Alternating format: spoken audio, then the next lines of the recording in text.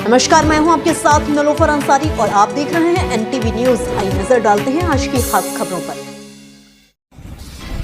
और बड़ी खबर कानपुर से है, जहां फर्जी जज बना विष्णु कुमार गुप्ता।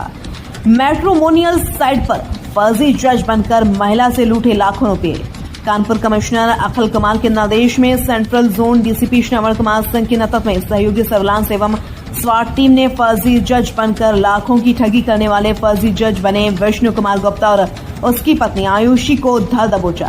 फर्जी जज बना विष्णु कुमार गुप्ता अपना नाम बदलकर लखनऊ केजीएमयू में तैनात महिला नर्सिंग ऑफिसर को बरगलाकर कानपुर बुलाया, जिसे बड़े पैमाने में लोन दिलाने के लालच देकर पहले रेप फ्री मॉल में पिक्चर दिखाई, फिर 59 लाख की ठगी कर फरार हो गया। सूत्रों की माने तो पहले भी लखनऊ में जेल जा चुका है फर्जी जज विष्णु कुमार गुप्ता। ठगी का शिकार हुई महिला ने बताया कि पहले चालाकी से विष्णु कुमार ने पापा का नंबर लिया, फिर चिकनी चुपड़ी बातों में फंसाकर घरवालों को चकमा देने लगा। मैट्रिमोनियल साइट में जैसा अपना वेशभूषा बताया था, लड़की से मुलाकात करने पर उसका भांडा फूट गया। सूर्या न्यूज 24 कानपुर से नफीस खान की रिपोर्ट। नंबर प्लेट इन्होंने फूलबाग पे चेंज करी, स्टिकर हटाए, इसकी फुटेज है। और इन्होंने जो वकील की वेशभूषा में था उसको चेंज किया। आके यहाँ विजय विला के बगल में एक गली में आके महिला ने खुद नंबर प्लेट चेंज की। फिर उस महिला को बिठाया, पीड़िता को। उसके बाद में जाने के बाद में मूवी देखने गए। अंदर मूवी देखने में जो महिला को इसकी हरकतें नहीं सही लगी, तो ये इन्होंने पार्क नहीं करी थी, उसके विजय विला के बगल वाली गली में पार्क करी थी। और वहां से गाड़ी ये लेके नहीं पहुंचा, फोन स्विच ऑफ कर लिया और भाग गया। फिर बाद में जाते टाइम भी फिर ये अपनी पत्नी को बिठा के ले गया और जाके शुक्लागंज पहुंच गया। फिर बीच में इसने फिर नंबर प्लेट चेंज की, यानी कि गाड़ी का पूरा गेटअप चेंज कर दिया कि गाड़ी आते टाइम दूसरी लगे। जितनी भी नंबर प्लेट की संबंध में खुलासा किया है। देखिए, एक पीड़िता हैं, महिला नर्सिंग ऑफिसर हैं किंग जॉर्ज मेडिकल कॉलेज में। इनके साथ एक बड़ी घटना हुई जिसमें ये हमने 43 लाख रुपए बरामद किया है। और इन्होंने मैट्रिमोनियल साइट पे जा करके एक साइट पे एक लड़के से इनकी बातचीत हुई। लड़के ने कहा कि मैं जुडिशल मजिस्ट्रेट हूँ आजमगढ़ में, फिर सीतापुर में बताया। और इस तरीके से इनकी चैट हुई। फिर उन्होंने कहा कि मुझे लग्जरी गाड़ी चाहिए। इन्होंने लगभग 45 लाख का लोन लिया। और लोन लेने के बाद जब ये यहाँ पे मिलने के लिए आई, महिला ने कहा कि मुझे डाउट तो हो रहा था, लेकिन इतना नहीं डाउट हुआ क्योंकि वो वीडियो कॉल नहीं करता था। ये जब लेने आई, फिर रेवमाल में गई और उन्होंने कहा कि पैसा रख दो गाड़ी में, और 59,50,000 रुपया ले करके फरार। पहले एक दो जगह गई और फिर मेरे पास आई। मेरे पास जैसे ही आई, मैंने इनको सुना और सुनते भी लगा कि बड़ा गंभीर घटना है। तत्काल वरिष्ठ अधिकारियों के संज्ञान में लाया, तत्काल मुकदमा लिखवाया, अपनी सर्विलांस टीम को बुलाई, इनको ब्रीफ किया, इंस्पेक्टर कर्नलगंज को बताया, हमारी सर्विलांस की टीम के पवन, उनकी पूरी टीम लगी रही। 2 दिन तक हमने एविडेंस कलेक्ट किया, क्योंकि मोबाइल से कोई डाटा हमको नहीं मिल पा रहा था। लेकिन जो इस शहर के लिए सबसे बड़ी देन है कि ऑपरेशन त्रिनेत्र और हर घर कैमरा, जो पुलिस कमिश्नर साहब का जो एक महाअभियान चला था, उससे हमको बहुत सारी फुटेज मिली। और उस फुटेज से हमने गाड़ी आइडेंटिफाई किया। हम 24 घंटे गाड़ी को रेकिंग करते रहे कि गाड़ी में कोई आए बैठे, तब हम उसके बाद फिर आगे जगह पे जाएं। गाड़ी एक जगह हाथे में खड़ी थी। जब ये गाड़ी में बैठा, वो गाड़ी लेके जाने लगा। फिर हमने जब इसको कस्टडी में लिया, तो इसने अपने को बड़ा बताया कि मैं सुप्रीम कोर्ट में वकील हूँ, हाई कोर्ट में वकील हूँ। तमाम इसने पुलिस को गिरफ्त में लेने का प्रयास किया, लेकिन पुलिस ने किया। जब घर पे गए तो इसने 2 बड़े बड़े कुत्ते पाल रखे थे, वहाँ पे पुलिस को इसने छोड़ा। ये लोग भागे, फिर घर को कार्डन किया। फाइनली हम लोगों ने जब पूरी इसको करी, तो जो पैसा था इससे बरामद हुआ है। डिटेल हम लोगों को जो पता चली, वो पता ये चली है कि इसने एक और लखनऊ में इस तरीके का किया था, जिसमें 40 लाख रुपया गया था, उसमें 4 लाख रुपया बरामद हुआ है। अभी एक हम लोगों के पास मैसेज आया है लड़की का कि उसकी सिस्टर के साथ इसने किया था, जिसमें उसने सुसाइड कर लिया। उसने बड़ा मार्मिक लिखा है कि ऊपर वाला देख रहा है, मेरी सिस्टर मर तो गई, लेकिन उसकी आत्मा देख रही होगी तो शांति। नमस्कार, मैं हूं आपके साथ नलोफर अंसारी और आप देख रहे हैं एनटीवी न्यूज। आइए नजर डालते हैं आज की खास खबरों पर। घर में काम कर रहे मजदूर बने लुटेरे, मां बेटी को बंधक बना लाखों की लूट को दिया अंजाम। कई दिन से घर में मजदूर बनकर काम कर रहे थे बदमाश, महिला को बंधक बनाकर पीटा और हत्या की। ऊपर के फ्लोर पर बंधक बनी बेटी ने किसी तरह छूटकर पड़ोसियों से लगाई मदद की गुहार। जब तक पड़ोसी पहुंचे घर तब तक बदमाश हो चुके थे फरार। सदर कोतवाली क्षेत्र के कुतलुपुर मकरंद नगर निवासी सुनीता देवी की हत्या कर लूट। सदर कोतवाली क्षेत्र का मामला। क्या कुछ पूरा मामला है? देखिए, सुनीता श्रीवास्तव हैं, करीब 50 साल उम्र रही है और ये इनके हस्बैंड की 8 साल पहले डेथ हो गई है। और घर में ये जो कुतलुपुर में थाना कोतवाली क्षेत्र में पड़ता है इनका घर, वहाँ पर दिन में करीब 3 बजे ये थी और इनकी लड़की थी, बड़ी लड़की, और छोटी लड़की बैंक में काम करती है, बैंक में गई हुई थी। तो इनके यहाँ एक जसवंत नामक मिस्त्री है जो टाइल्स का काम करता है, जो बलरामपुर ज़िले का रहने वाला है वो, और उसका एक भतीजा इनके एक दूसरे मकान में लगभग 3 महीने से काम कर रहे थे।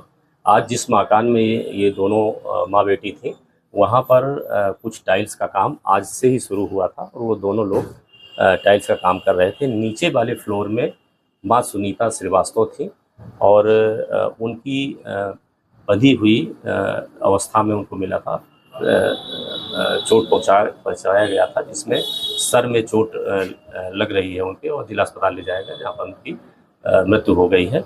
और जब लड़की ऊपर वाले फ्लोर में थी, वहाँ पर लड़की के द्वारा बताया गया है कि उनका हाथ पैर बांध दिया था और जो अलमारी उनके बगल में पीछे वाले कमरे में थी, वहाँ वो सामान ले करके और सामान भी ले गए हैं।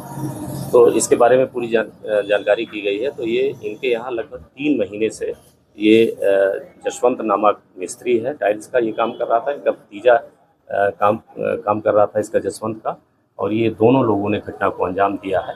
और ये तिरवा थाना क्षेत्र में रहते थे। इनका मोबाइल बंद है और भागे हुए हैं। इनकी तलाश के लिए हमने 3 टीमों का गठन किया है और इनकी शीघ्र गिरफ्तारी की जाएगी और पूरी घटना का खुलासा किया जाएगा। कितना बदमाशों ने मिलकर ये घटना को अंजाम दिया? ये जो लड़की बता रही है उसमें 2 लोग ही, वही जसवंत और उसका भतीजा, इन दो लोगों ने घटना को अंजाम दिया है।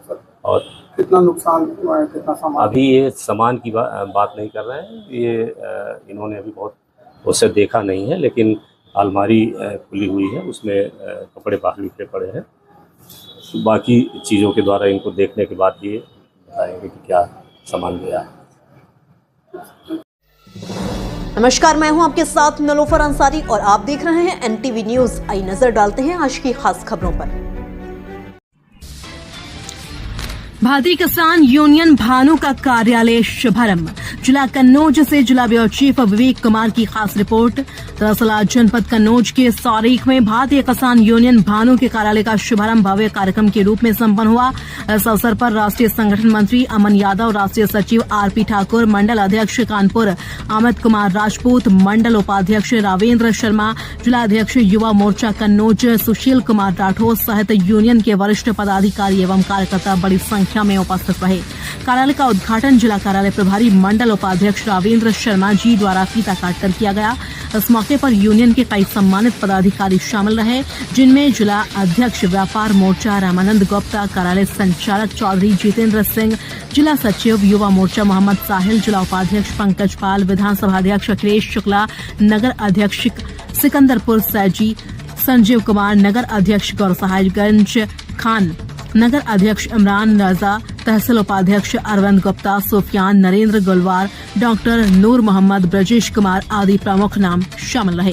समाजवादी पार्टी से गोलू यादव इस अवसर पर लगभग 1 दर्जन किसानों को संगठन में पद वितरण कर जिम्मेदारी सौंपी गई। कार्यक्रम के दौरान उपस्थित किसानों ने राष्ट्रीय अध्यक्ष ठाकुर भानु प्रताप सिंह जी की नीतियों से प्रभावित होकर किसान यूनियन भानु जिंदाबाद एवं जय जवान जय किसान के नारे लगाए। कार्यक्रम के अंत में सभी पदाधिकारियों एवं कार्यकर्ताओं ने संगठन की नीतियों और किसान हितों की लड़ाई को गांव-गांव तक पहुंचाने का संकल्प दोहराया। कन्नौज से विवेक कुमार की खास रिपोर्ट। फिलहाल के लिए इस खबर में इतना ही। देश और दुनिया की तमाम बड़ी खबरों से रूबरू रहने के लिए देखते रहिए एनटीवी न्यूज। और हाँ, हमारी वीडियोस को लाइक करना व चैनल को सब्सक्राइब करना ना भूलें। नमस्कार, मैं हूं आपके साथ नलोफर अंसारी और आप देख रहे हैं एनटीवी न्यूज। आई नजर डालते हैं आज की खास खबरों पर। मामूली कहासुनी बना खूनी संघर्ष। आरोप है पुलिस ने घर में घुसकर महिलाओं को मारा पीटा, घर का सारा सामान तोड़ा। पारा कोतवाली मदन खेड़ा में महिलाओं ने पुलिस पर लगाया गंभीर आरोप। पीड़ित महिलाओं ने बताया कि हमारे घर के लोगों से और किसी दूसरे व्यक्ति से 2 दिन पहले हुई थी लड़ाई। महिलाओं ने बताया कि अब तो पुलिस गुंडा डकैत बन गई है। 30 से 35 पुलिसकर्मी घर में घुसकर महिलाओं को मारा पीटा। बताया कि घर में एसी, फ्रिज, बेड जितने भी सामान थे सब तोड़ दिए हैं। कहा कि अगर मैं पतियों ने लड़ाई झगड़ा किया तो उनको पकड़ो। वहीं इस संबंध में पारा पुलिस का कहना है मारपीट में एक की हालत गंभीर है। अस्पताल में जिंदगी और मौत के बीच लड़ रहा है। गंभीर धाराओं में मुकदमा दर्ज कर लिया गया है और सभी आरोपियों पर उचित कार्रवाई की जाएगी। एनटीवी न्यूज के लिए ब्यूरो रिपोर्ट। मेरा नाम नेहा यादव है। कहाँ रहती हैं? मर्दन खेड़ा। ये हमारा मैका है। बताइए क्या घटना हुई है? घटना साहब ये हुई है, कुछ परसों हमारे चाचा लोग से हल्का फुल्का झगड़ा हो गया था। 30-40 लोग कल हमारे घर पे सीढ़ियों लगा के चढ़े हैं। पुलिस थी, गुंडा थे या पुलिस थी, पुलिस की वर्दी में थे। कुछ लोग मुंह बांध के आए थे। छत पे बस चढ़े, गेट कह रहे थे खोलने, हम लोग नीचे आके गेट खोल रहे। बस छत पे वो सीढ़ी लगा के चढ़े। बस सबको लातों गुद्दों से, हाथों पर, एक लोग के ऊपर 6-6, 7-7 लोग जुटे थे। लेडीज थी। जब पुलिस थी, पुलिस के साथ में जो मुंह बांध के रखे थे वो साथ में थे? हाँ, पुलिस के साथ में वो लोग मुंह बांध के आए थे। कुछ लोगों की हमारे पास वीडियो है।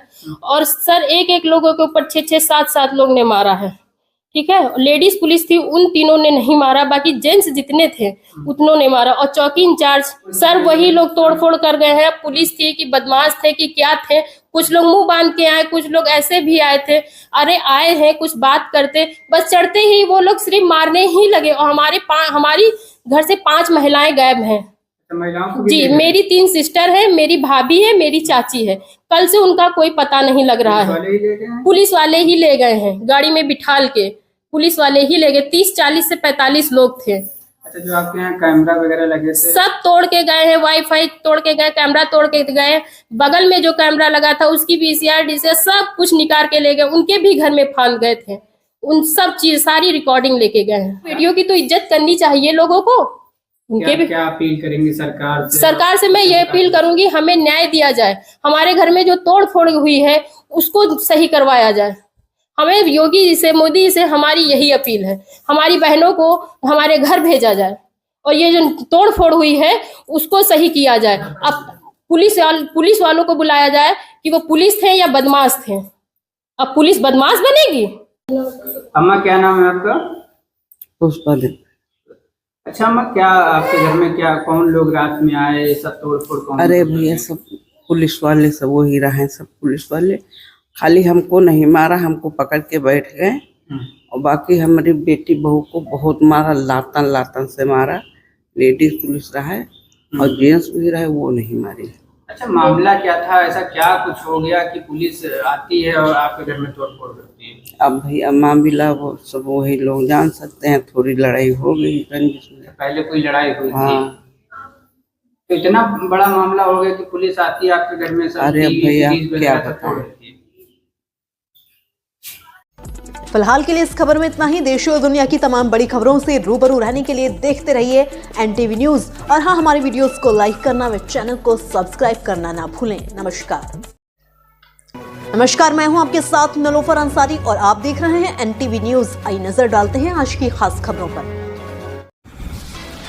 आसीवन थाना क्षेत्र के सहबसी गांव में सोमवार देर शाम कौमी झंडे को लेकर 2 समुदायों के बीच विवाद की स्थिति उत्पन्न हो गई।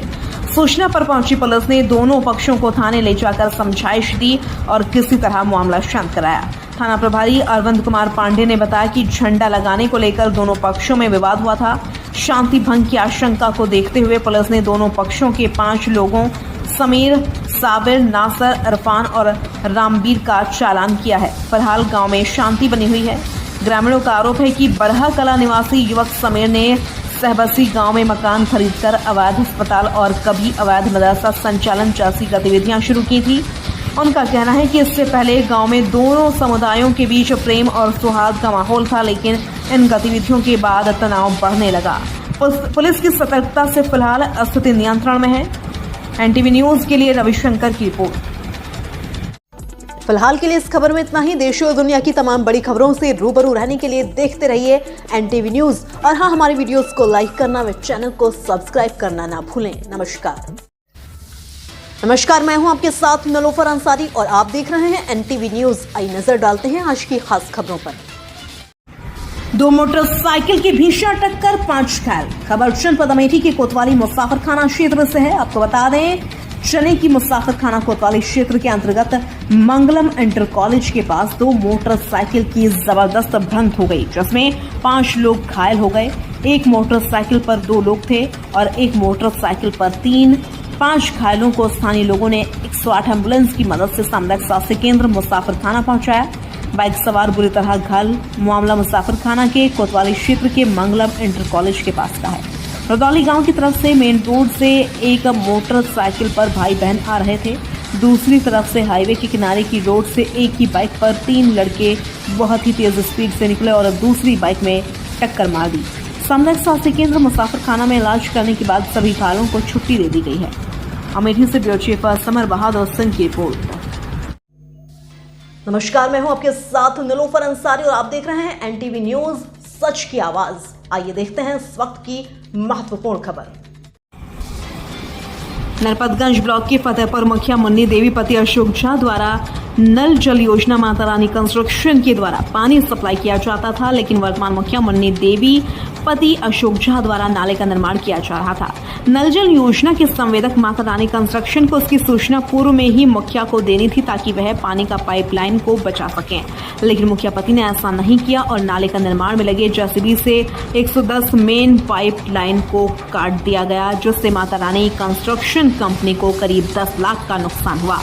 मुखिया के इस रवैये से पंचायत के तमाम ग्रामीण आयरन युक्त चापाकल की पानी पीने को विवश हैं। इसकी सूचना विभाग के उच्च अधिकारियों को दे दी गई है। NTV न्यूज के लिए संवाददाता संजीव कुमार सिंह की रिपोर्ट।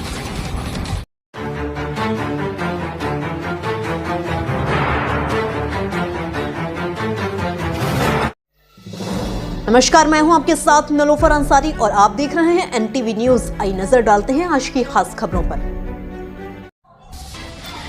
जनपद कन्नौज के ग्राम पनगरा में माननीय राष्ट्रीय अध्यक्ष अखिलेश यादव के निर्देश पर विधानसभा तरवा के ग्राम पनगरा के लाइनमैन ब्रजेश राठौर के पीड़ित परिजनों से समाजवादी पार्टी का प्रतिनिधि मंडल मिला।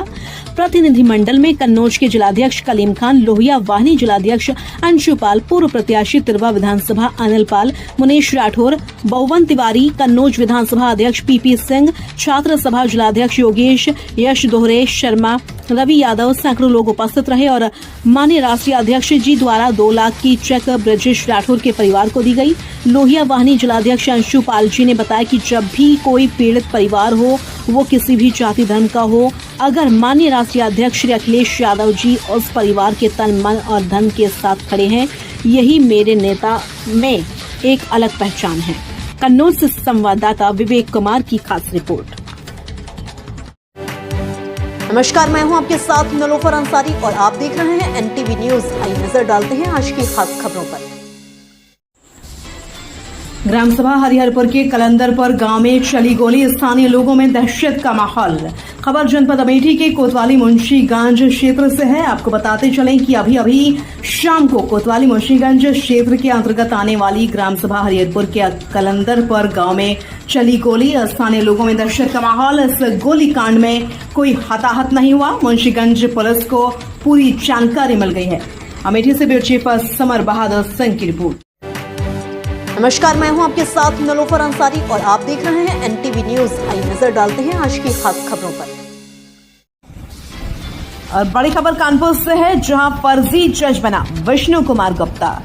मैट्रिमोनियल साइट पर फर्जी जज बनकर महिला से लूटे लाखों रुपए। कानपुर कमिश्नर अखिल कुमार के निर्देश में central zone DCP Shravan Kumar Singh के नेतृत्व में सहयोगी सर्विलांस एवं स्वाट टीम ने फर्जी जज बनकर लाखों की ठगी करने वाले फर्जी जज बने विष्णु कुमार गुप्ता और उसकी पत्नी आयुषी को धर दबोचा।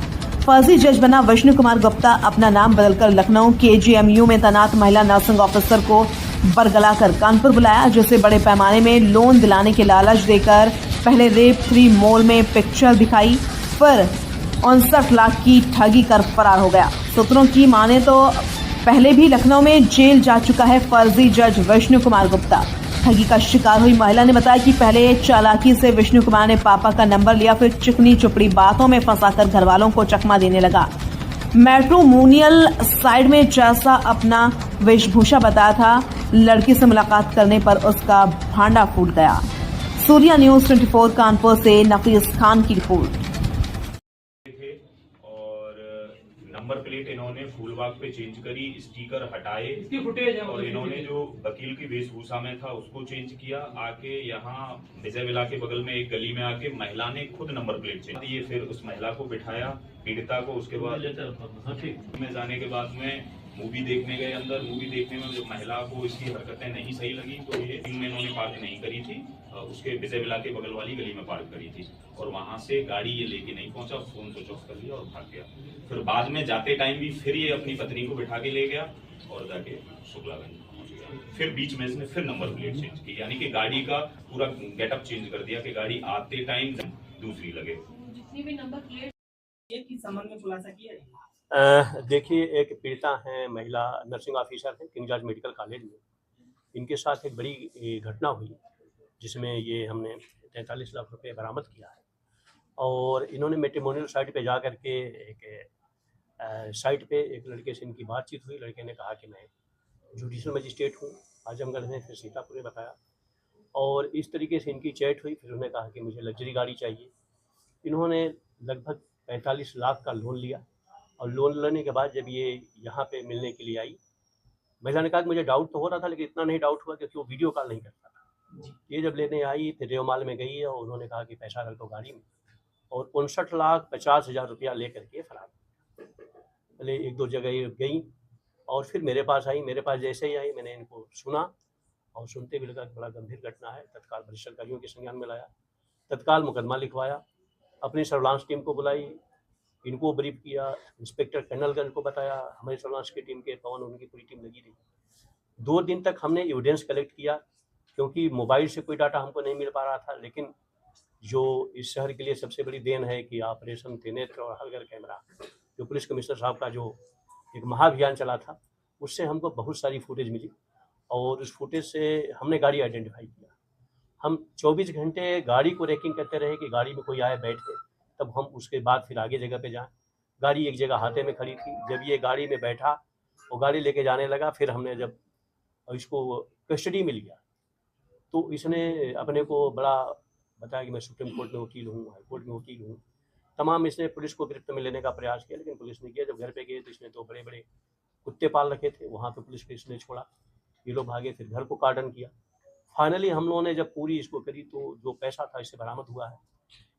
डिटेल हम लोगों को जो पता चली, वो पता ये चली है कि इसने एक और लखनऊ में इस तरीके का किया था, जिसमें 40 लाख रुपया गया था, उसमें 4 लाख रुपया बरामद हुआ है। अभी एक हम लोगों के पास मैसेज आया है लड़की का कि उसके सिस्टर के साथ इसने किया था, जिसमें उसने सुसाइड कर लिया। उसने बड़ा मार्मिक लिखा है कि ऊपर वाला देख रहा है, मेरी सिस्टर मर तो गई, लेकिन उसकी आत्मा आज देख रही होगी तो शांति।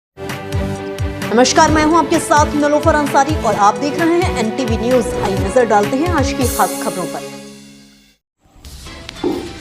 बदायूं में संदिग्ध परिस्थितियों में किशोरी की मौत, परिवार में मचा कोहराम। सूचना पर पहुंची पुलिस पूरे मामले की जांच पड़ताल में जुटी। घर के अंदर कमरे में ही फंदे से लटका मिला शव।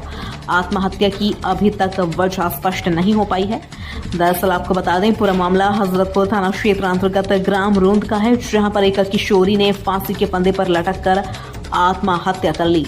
सूचना पाकर मौके पर पहुंची पुलिस पूरे मामले की जांच पड़ताल में जुटी। परिजनों के मुताबिक अंदर कमरे में सो रही थी किशोरी। आवाज देने पर नहीं निकलने पर देखा तो फंदे से लटका मिला शव।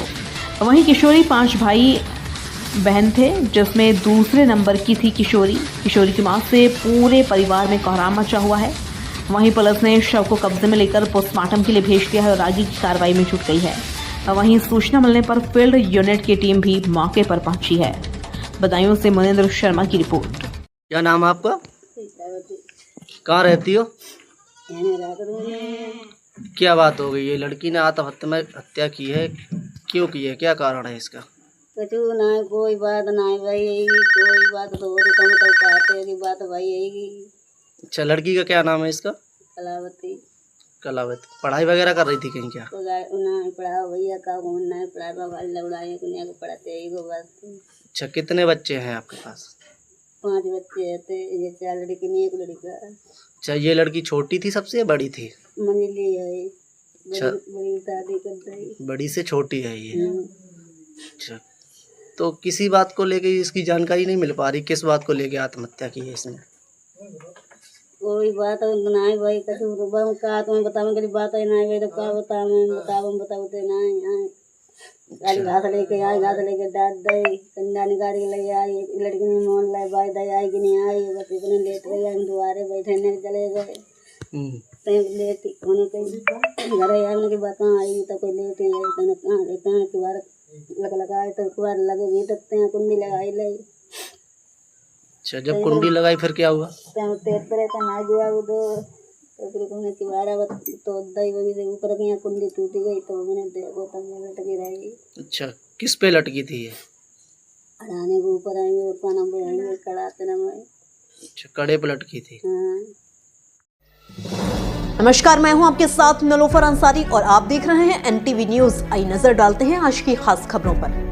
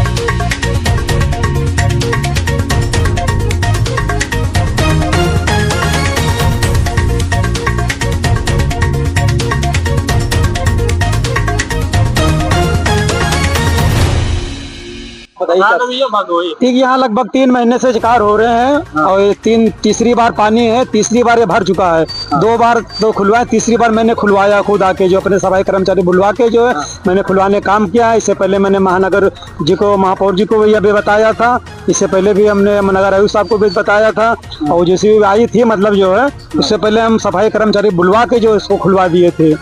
क्या समस्या आज हो रही है? आज भी पानी भर गया, आधे मोहल्ले में भर गया, लोगों के घर में घुस गया। हमको फोन आया, कई फोन आया, तब भाग के हमको आना पड़ा। इस हालत में मुझे खुद आना पड़ा यहाँ पर, जो है सबकी परेशानियां देखते हुए। भाग गया है? हाँ, मतलब आता जाता है, मतलब काम करता है, लेकिन बहुत लापरवाही से काम कर रहा है। 3 महीने से कार हो रहे हैं। कौन से काम हो रहा है यहाँ पर? ये पुल वाला जो बन रहा है, ये परिक्रमा मार्ग पे है, रेतिया निषादा नगर पुल बन रहा है, वो काम अधूरा कर रहा है, ठीक से काम कर नहीं रहा है, यही समस्या है। कौन कंपनी करा रही है? कंपनी तो ध्यान नहीं आ रहा। क्या नाम आपका है? जी, अमन निषाद, पार्षद प्रतिनिधि निषाद नगर। पुल सही बना नहीं है अभी जो है, और पानी भरा है पूरे रेतिये में, और नुकसान हो रहा है यहाँ पे लोगों का, जो है सामान रखे हैं सब भीग रहा है, घर में पानी घुस रहा है, और यही सब समस्या जब पानी होती तभी समस्या होती। 3 महीने हो गया पुल बनते हुए, अभी बन नहीं पाया है कंप्लीट। ठेकेदार भाग गया? ठेकेदार पता नहीं कहाँ है, हम लोग मालूम भी नहीं टिक रहा है। रेतिया। अच्छा, लगभग कितने लोग की आबादी है? अरे यहाँ है लगभग 8-10 हजार, 7-8 हजार आदमी। तो समस्या क्या आप लोग को ज्यादा हो रही है? यही पानी से समस्या हो रही है, घरों में सबके पानी घुस रहे हैं। क्या नाम आपका है? अनिल निषाद। 3 घंटे में ये हाल है। अगर दिन भर बारिश होगी तो हम लोगों का क्या होगा? घर में अभी तक पानी पूरा बराबर भर गया है, राशन पानी सब अंदर बुड़ गया है पानी से। अब कहाँ तक जाएंगे? अभी 2-3 घंटे में ये हालत, दिन भर पूरा बरसेगा तो पूरा हमारे लोगों का घर बुड़ जाएगा। वो हिसाब से हमारे बच्चे जो है छोटे छोटे कहाँ जाएंगे? सबको छत पे लेके जाएं, कितने लोगों को लेके जाएंगे? 10,000 आदमी यहाँ पर है मान लीजिए, और यहाँ का ठेकेदार है पता नहीं कैसा पुल बनवा रहा है। अभी 3 महीना हो गया, 3 महीने में इसका कोई कुछ नहीं कर पाया है। अभी नाला सही से नहीं निकल रहा है पानी नाले से। अब ऐसा दिन भर बारिश होगी तो पूरा बुड़ जाएगा। क्या नाम आपका है? करण निषाद। नमस्कार, मैं हूं आपके साथ नलोफर अंसारी और आप देख रहे हैं NTV न्यूज। आई नजर डालते हैं आज की खास खबरों पर। योगी सरकार में 2 लोग हजारों लोगों का रास्ता बंद कर रहे हैं। क्या यही योगी राज है? कब पड़ेगी इन दबंगों पर प्रशासन अधिकारियों की नजर? खबर बदायूं जनपद के थाना सामा क्षेत्र ग्राम पंचायत गोरा बरेला की है। गांव का लगभग 100 साल पुराना रास्ता है जो कुएं से होकर खेतों तक जाता है, जिसमें प्रार्थी व दबंग लोगों का रास्ता जाता है और ग्रामीणों की आवाजाही का मुख्य मार्ग है। गांव के कुछ दबंग सियाराम पुत्र नंदराम व उसके पुत्र देव प्रकाश शादी ने इस रास्ते को जबरन बंद करने और कब्जा करने की कोशिश की। पीड़ित श्रीपाल शुक्ला ने तहसील दिवस भूमिया पर शिकायत की। थाना दिवस कई बार शिकायत की, लेकिन अभी तक कोई भी सुनवाई नहीं हुई है। पीड़ित ग्रामीण श्रीपाल शुक्ला ने कई बार थाना उसामा और अधिकारियों से शिकायत की। पुलिस ने दोनों पक्षों को बुलाकर समझौते का प्रयास किया, लेकिन दबंग पक्ष नहीं माना। दबंग पक्ष 100 साल पुराना कुआं को भी बंद कर रखा है, वही रास्ता जाता है खेतों की तरफ। रास्ता बंद करने का विरोध करने पर दबंगों ने गाली गलौज और जान से मारने की धमकी भी दी है। मौके पर पहुंचे लेखपाल अनमोल सक्सेना ने भी समझाने की कोशिश की, लेकिन उनकी बात भी अनसुनी कर दी गई। अब गांव के लोगों को खेतों तक जाने में भारी दिक्कत हो रही है और कोई भी उसी गांव में जाने के लिए रास्ता नहीं है। इस मामले को संज्ञान में लिया जाए और जांच कराई जाए। ग्रामीणों की मुख्य मांग है प्रशासन तत्काल संज्ञान लेकर रास्ता खुलवाएं, दबंगों पर कानूनी कार्रवाई की जाए, सार्वजनिक रास्ते पर अवैध कब्जा हटाया जाए। नहीं तो हम मीडिया का सहारा लेकर आए दिन खबरें उजागर करते रहेंगे जब तक हमारे गांव का रास्ता नहीं खुल जाता। यह मामला सार्वजनिक मार्ग अवरोधन आईपीसी 343, 283, धमकी आईपीसी 506 व अवैध कब्जे से जुड़ा है। प्रशासन चाहे तो राजस्व विभाग और पुलिस की संयुक्त कार्रवाई से रास्ता तुरंत खुलवाया जा सकता है। बदायूं जिला रिपोर्ट एनटीवी न्यूज चैनल। हम विनीत कुमार शुक्ला सनाब श्रीपाल शुक्ला, ग्राम गोरा बरेला, तहसील दातागंज, जिला बदायूं। घटना ये है साहब कि हमारे श्रीपाल शुक्ला पिताजी हैं, रामपाल शुक्ला चाचा हैं, सियाराम शुक्ला पुत्र नंदराम चाचा हैं। हमारे तीनों लोगों के खेत वहाँ पे हैं, 667 नंबर, 666 नंबर, जिसके लिए सड़क से मेन सड़क से होते हुए रास्ता हमारे सियाराम चाचा के दरवाजे से होता हुआ ऊपर के लिए जाता है, जो कि लगभग 100 बुजुर्गों से चला आ रहा है। उस जमाने से किसी ने आज तक नहीं कहा है कि ये रास्ता तुम्हारा नहीं है। बुजुर्ग सब हमारे उसी रास्ते पर चलते हुए निकल गए, स्वर्गवासी हो गए। पिताजी हमारे मौजूद हैं इस समय, और हमारे रामपाल चाचा जो हैं वो भी स्वर्गवासी हो गए। कभी इन्होंने कोई एतराज़ नहीं किया सियाराम शुक्ला जी ने। मगर अब जो है क्या है कि वहाँ पे कुआं इनके सामने मकान के है, सरकारी नल भी है, उसके कब्जा करके जो ग्राम सभा का कुआं है ग्राम समाज का, उस पे इन्होंने कब्जा करके इन्होंने आधा कुआं जो है वो जाटव लोगों के लिए दे दिया, आधा उसकी जगह अपनी तरफ कर ली और बीच में दीवार उठा दी। और दीवार उठाने के बाद जो मेन रास्ता हम लोगों का था, उस रास्ते पर दुकान का निर्माण कर रहे हैं, जिससे कि हम लोगों ने विरोध किया कि भाई हमारा रास्ता है उसको बंद क्यों कर रहे हो, आप भी निकल रहे हो ऊपर को, हम भी निकल रहे हैं, हमारे चचा के बच्चे भी निकल रहे हैं सब। तो ये रास्ता जब बंद कर दोगे तो हम किधर से जाएंगे, और जो बुजुर्गों से चला आ रहा है तो इसको बंद करने की ज़रूरत क्या है। तभी वो झगड़ा करने पे उतारू हो गए कि भाई तुम्हारा कुछ नहीं है, यहाँ पे मेरा है सब कुछ। तो हमने कि ऐसा तो नहीं हो सकता कि आप ही का हो। भाई अगर आपका होता तो आप हमारे बुजुर्गों के ज़माने से बोलते कि ये रास्ता आपका नहीं है, आपने कभी ऑब्जेक्शन लिया होता, तब उस बात को हम भी मानते कि चलो ठीक है ये रास्ता तुम्हारा है, हमारा नहीं है। बस इसी बात पे जो है हमने तहसील दिवस में भी एक एप्लीकेशन दी, थाना दिवस में भी दी, और जो है थाने में वैसे भी हमने कंप्लेंट की इनकी, मगर जो है हमारी साहब कोई सुनवाई नहीं हो रही है। हमने जो है भूमाफिया वाले उसमें भी योगी के पोर्टल पे डाला, मगर कोई सुनवाई नहीं हो रही है। थाने से साहब आए पुलिस वाले, वो हम दोनों पक्षों को लेके गए और उनके लिए समझाया, मगर वो मानने को राजी नहीं है। वहाँ तो कह दिया कि चलो ठीक है नहीं बनाएंगे, फिर बाद को बोलते हैं कि साहब जो है ये तुम्हारी इच्छा पूर्ण नहीं होगी, ये रास्ता तुमको नहीं दिया जाएगा। तो इन्होंने अपने 667 नंबर में हमारे चाचा रामपाल जी ने और नंदराम जी ने, इन्हें सियाराम शुक्ला सनाम नंदराम जी ने, इन्होंने अपने खेत दोनों लोगों ने बेच दिए, जो कि हमारा अब भी मौजूद है।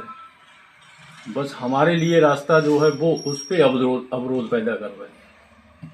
बस हमारी साहब हाथ जोड़ के प्रार्थना है सभी से कि हमारी समस्या का समाधान करें और हमारा जो है रास्ता खुला रहे, वो बंद ना किया जाए।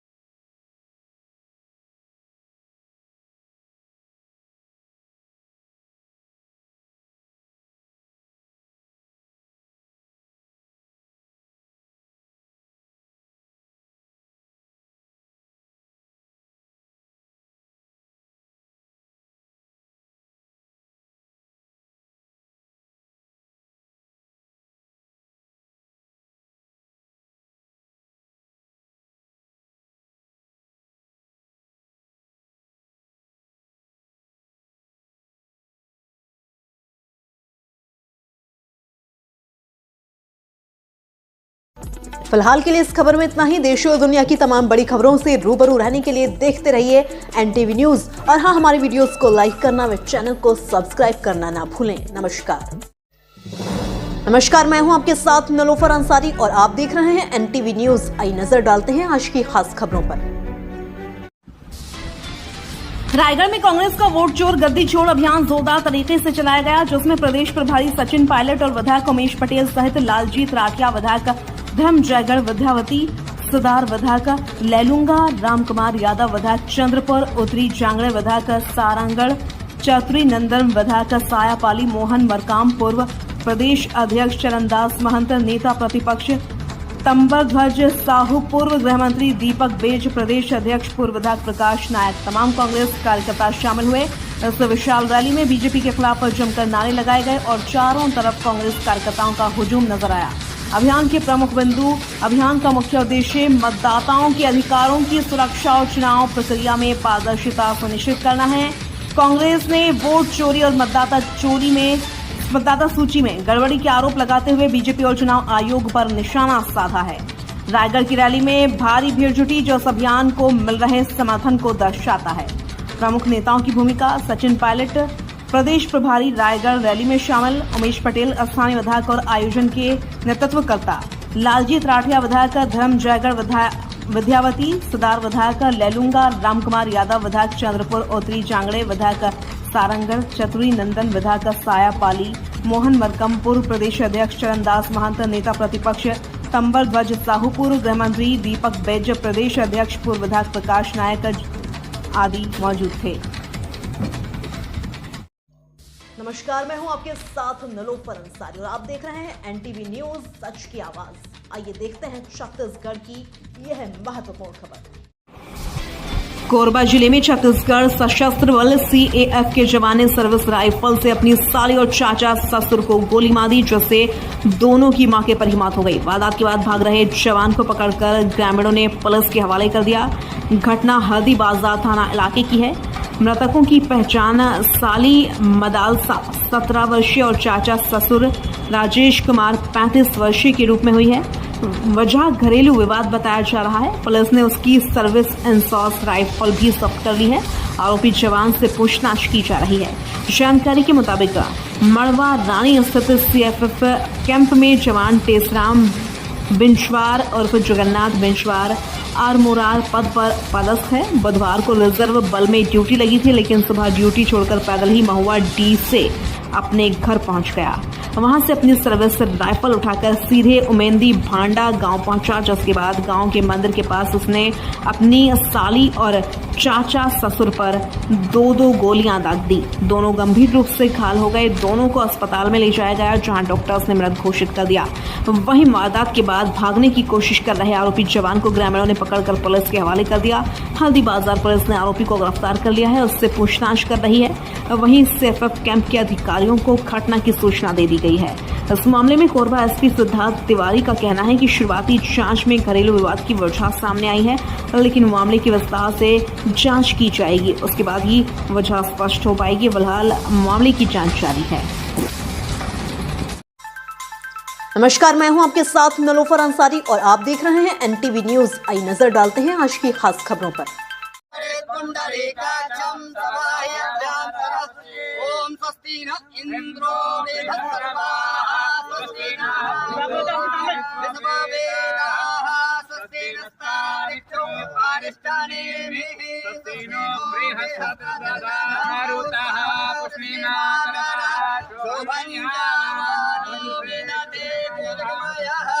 बोले श्री सीतारामचंद्र भगवान जय जय श्री राम। भारत माता की, गौ माता की, संत समाज की, हिंदू समाज की जय जय श्री राम।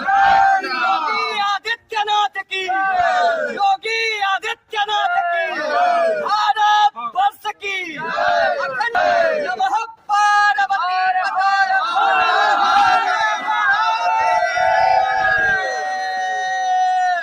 जय श्री राम।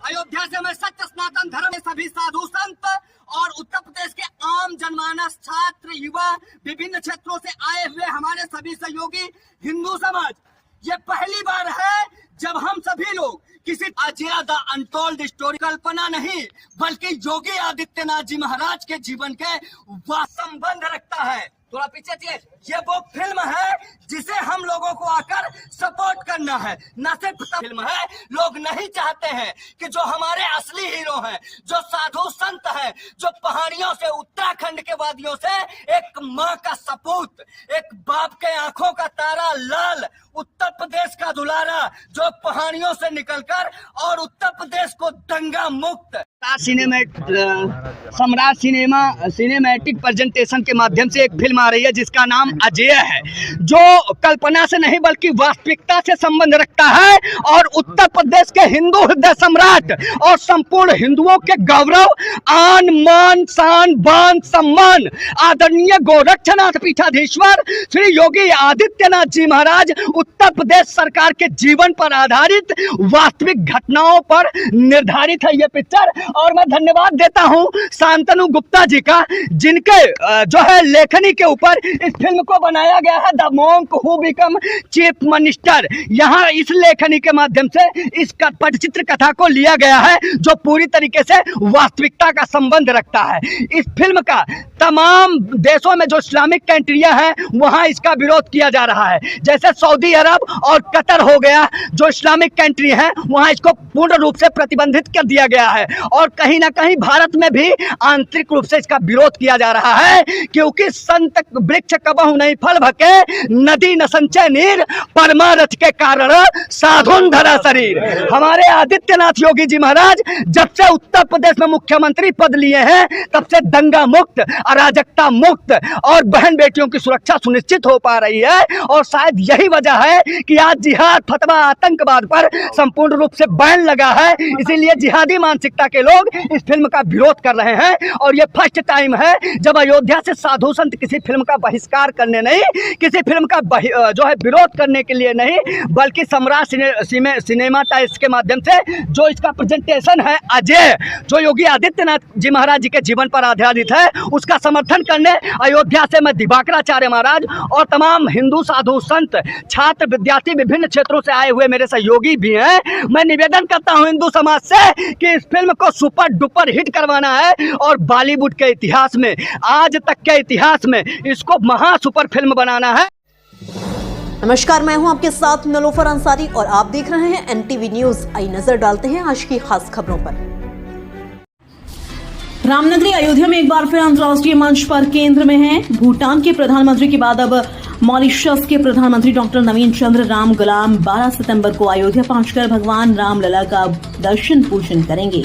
उनके साथ परिवार के सदस्य, प्रधानमंत्री कार्यालय के वरिष्ठ अधिकारी और कैबिनेट के मंत्री भी मौजूद रहेंगे। डॉक्टर गुलाम दूसरे राष्ट्राध्यक्ष होंगे जो अयोध्या आकर रामलला का पूजन करेंगे। जिलाधिकारी निखिल टीकाराम फुंडे के मुताबिक प्रधानमंत्री डॉक्टर नवीन चंद्र राम गुलाम वाराणसी से सुबह 11 बजे महर्षि वाल्मीकि अंतर्राष्ट्रीय हवाई अड्डे पर पहुंचेंगे। यहां मुख्यमंत्री योगी आदित्यनाथ उनका मॉरिशस पारंपरिक शैली के अनुसार रेड कार्पेट पर स्वागत करेंगे। इसके बाद वह प्रयागराज लखनऊ हाईवे से होते हुए लगभग 15 किलोमीटर दूर राम मंदिर पहुंचेंगे। राम मंदिर में प्रधानमंत्री गुलाम करीब 1.5 घंटे रुकेंगे। इस दौरान वे रामलला राजा राम का विधिवत पूजन करेंगे। साथ ही मंदिर निर्माण कार्य का अवलोकन करेंगे और परिसर स्थित जटायु व अंगद टीले पर पहुंचकर प्राचीन शिव मूर्ति का जलाभिषेक भी करेंगे। भारत और मॉरिशस के रिश्ते हमेशा मधुर रहे हैं। राजनयिक, सांस्कृतिक और धार्मिक दृष्टि से यह दौरा बेहद अहम माना जा रहा है। सुरक्षा को लेकर एयरपोर्ट से लेकर मंदिर परिसर तक विशेष इंतजाम किए हैं और सभी सुरक्षा एजेंसियां अलर्ट मोड पर हैं। मॉरिशस के प्रधानमंत्री लगभग 12:30 बजे महर्षि वाल्मीकि एयरपोर्ट से देहरादून के लिए रवाना हो जाएंगे।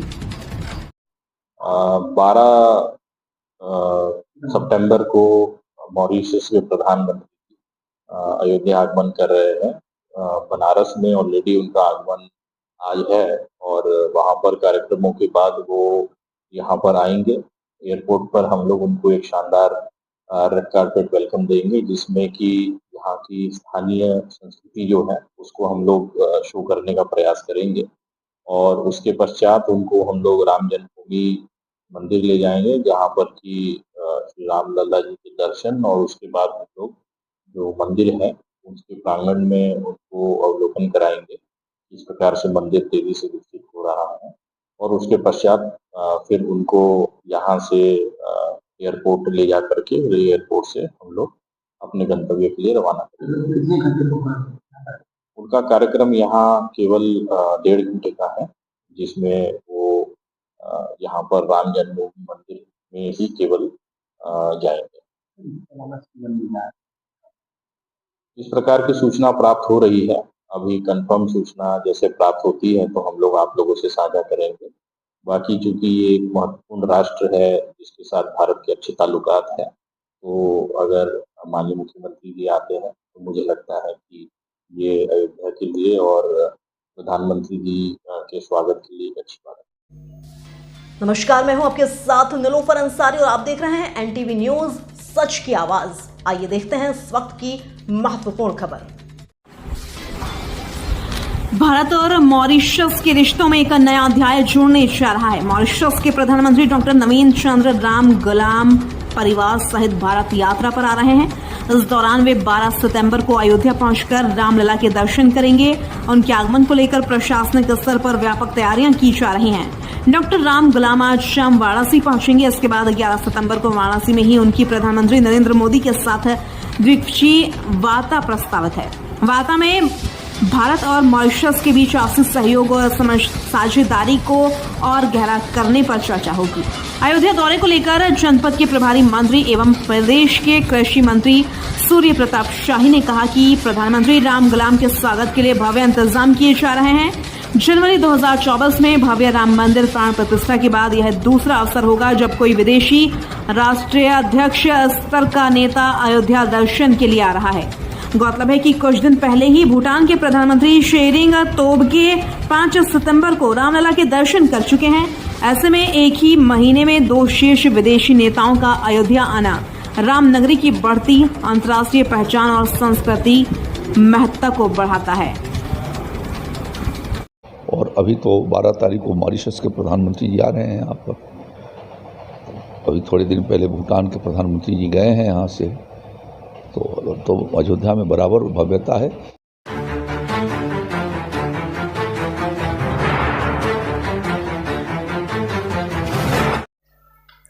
नमस्कार, मैं हूं आपके साथ नीलोफर अंसारी और आप देख रहे हैं एनटीवी न्यूज। आइए नजर डालते हैं आज की खास खबरों पर। उन्नाव माखी सीएससी को 24 घंटे चालू करने की ग्रामीणों ने रखी मांग। डीएम को सौंपा ज्ञापन, बोले 25 गांव की आबादी इलाज से वंचित। माखी क्षेत्र के माखी गांव में बने सामुदायिक स्वास्थ्य केंद्र को 24 घंटे 7 दिन आम जनता के लिए खोलने की मांग उठी है। सोमवार को ग्रामीणों ने जिलाधिकारी और नाव को ज्ञापन सौंपकर स्वास्थ्य सुविधाओं में सुधार की अपील की। ग्रामीणों का कहना है कि करोड़ों की लागत से बने इस अस्पताल का मुख्य द्वार प्रतिदिन शाम 4 बजे बंद कर दिया जाता है। ऐसे में आपात स्थिति में मरीजों को मजबूरन निजी अस्पतालों का सहारा लेना पड़ता है। मुरलीधर सेवा समिति के संस्थापक और प्रबंधक अजय सिंह प्रीतू ने कहा कि यह व्यक्तिगत नहीं बल्कि आमजन की समस्या है। सफीपुर विधानसभा के 25 से 30 गांव के लोग इस सीएससी पर निर्भर हैं। यहाँ 24/7 ओपीडी सुविधा सुनिश्चित होनी चाहिए। ग्रामीणों का कहना है कि अस्पताल पूरी तरह चालू हो जाए तो हजारों मरीजों को लाभ मिलेगा और निजी अस्पतालों की दौड़ से मुक्ति मिलेगी। ज्ञापन सौंपते समय मुख्य अतिथि के रूप में अजीत सिंह प्रीतू मौजूद रहे और साथ में मानगढ़ से एनटीवी न्यूज चैनल के संवाददाता रविशंकर उन्नाव भी उपस्थित रहे।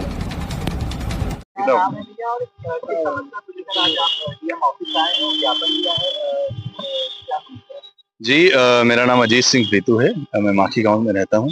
और सर्वप्रथम तो आप सभी को कलम एवं क्रांति की धरती उन्नाव से आप सभी का स्वागत है। मैं मेरे गांव में बनी प्राथमिक उपचार केंद्र को लेकर के जिसको लेकर के मैं आज से एक हफ्ता पहले मुख्य चिकित्साधिकारी उन्नाव जी के यहाँ भी गया था, जिसे पूर्ण रूप से 24 घंटे आम जनमानस गरीबों के लिए, मजलूमों के लिए चालू करने का काम करना चाहिए सरकार को। जहां पे लगभग 60 से 70 गांवों की 50,000 से ऊपर की जनसंख्या पूर्ण रूप से प्रभावित है। क्योंकि सफीपुर विधानसभा के अंतर्गत कोई भी बड़ा भी निजी अस्पताल भी नहीं है और कोई भी अच्छी स्वास्थ्य सेवा नहीं है।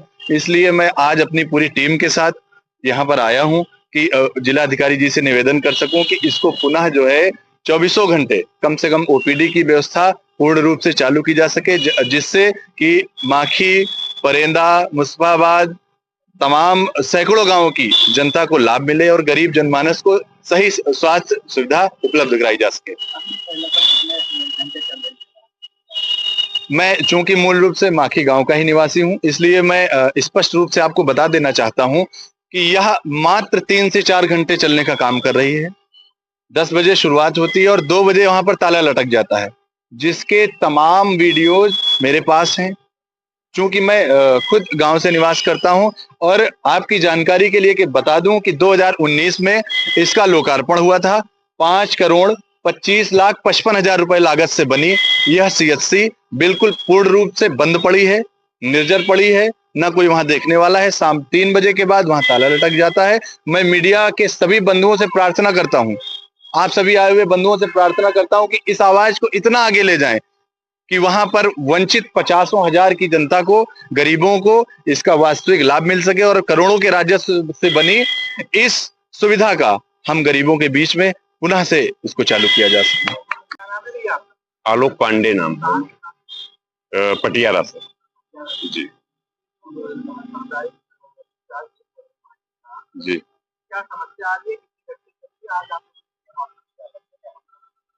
माननीय अजीत सिंह प्रीतू माखी निवासी, इनके सानिध्य में समथिंग 40 से 50 गांवों के 70,000 जनता प्रभावित है इससे। हम लोगों ने एक हफ्ता पहले, जैसे आपको ज्ञात हुआ, एक हफ्ता पहले मुख्य चिकित्सा अधिकारी सीएमओ साहब को ज्ञापन दिया। उसके तुरंत बाद एक एप्लीकेशन लेकर के हम माननीय डीएम साहब के पास है। उन्होंने आश्वासन दिया है कि 1 हफ्ते के अंदर यह सीएचसी सुचारू रूप से पुनः चालू की जाएगी। ये आश्वासन हमें डीएम साहब के द्वारा दिया गया। 50 से 60,000 आबादी क्षेत्र इससे प्रभावित है, क्योंकि सीएचसी जो है मियाँगंज है और नवाबगंज है। शहर मुख्यालय से 25 से 30 किलोमीटर की दूरी पे सीएचसी बनी है आम जनमानस के लिए, जिसका कोई भी वहां पर नियुक्ति नहीं है। अभी 3 से 4 घंटे वहां पर सेवाएं दी जा रही हैं। 2 बजे वहां पर सीएचसी में ताला लटक जाता है। फिलहाल के लिए इस खबर में इतना ही। देश और दुनिया की तमाम बड़ी खबरों से रूबरू रहने के लिए देखते रहिए एनटीवी न्यूज। और हाँ, हमारी वीडियोस को लाइक करना व चैनल को सब्सक्राइब करना ना भूलें। नमस्कार, मैं हूं आपके साथ नलोफर अंसारी और आप देख रहे हैं एनटीवी न्यूज। आई नजर डालते हैं आज की खास खबरों पर। पुलिस मुठभेड़ में गोक्षी की योजना बना रहे अंतर जनपदीय 2 अभियुक्त गिरफ्तार। कब्जे से 2 तमंचा, 4 जिंदा कारतूस, 3 खोखा कारतूस, 315 बोर, 1 लकड़ी का ढीहा, 1 अदद चाकू, 1 अदद लोहे का चापड़, 3 अदद रस्सी, 2 टॉर्च, 15 नकली छोटी बड़ी पन्नी, 2 प्लास्टिक की बोरी और गोक्षी की घटना में प्रयुक्त 1 मोटरसाइकिल बरामद की गई है। पुलिस अधीक्षक अमेठी अपर्णा रजत कौशिक के निर्देशन में एवं अपर पुलिस अधीक्षक शैलेंद्र कुमार सिंह के पर्यवेक्षण में जनपद अमेठी में अपराध एवं अपराधियों की धरपकड़ हेतु चलाए जा रहे अभियान के तहत 13 सितंबर को क्षेत्राधिकारी तिलोई दिनेश कुमार मिश्र के कुशल नेतृत्व में उपनिरीक्षक अमरेंद्र सिंह, थानाध्यक्ष जायस मैं हमरा व उपनिरीक्षक अनूप कुमार सिंह, प्रभारी स्वाट टीम मैं हमरा देखभाल क्षेत्र व चेकिंग संदिग्ध व्यक्ति वस्तु वाहन में भ्रमणशील थे। भ्रमण के दौरान मुखबिर से सूचना प्राप्त हुई कि 12 सितंबर में ग्राम सराय महेशा में गोकशी की घटना कारित करने वाले अभियुक्त मुर्गी फार्म के पास एकत्रित होकर गोकशी करने की योजना बना रहे हैं। मुखबिर से प्राप्त सूचना पर पुलिस टीम द्वारा मौके पर पहुंचकर घेराबंदी की गई तो अभियुक्तों द्वारा जान से मारने की नियत से पुलिस टीम पर फायर कर दिया गया। आत्मरक्षात्मक पुलिस टीम द्वारा फायरिंग करने पर 2 बदमाश घायल होकर गिर पड़े और अन्य बदमाश मौके का फायदा उठाकर भाग गया। घायलों के पास पहुंचकर नाम पता पूछने पर पहले ने अपना नाम बताया। आजाद पुत्र अल्लू, उम्र करीब 28 वर्ष, निवासी कंचाना थाना जायज जनपद अमेठी, जिसके पास एक आदत तमंचा, एक खोखा कारतूस व 2 जिंदा कारतूस 315 बोर बरामद हुए और निरीक्षण करने पर बाएं पैर में गोली लगी होना पाया गया।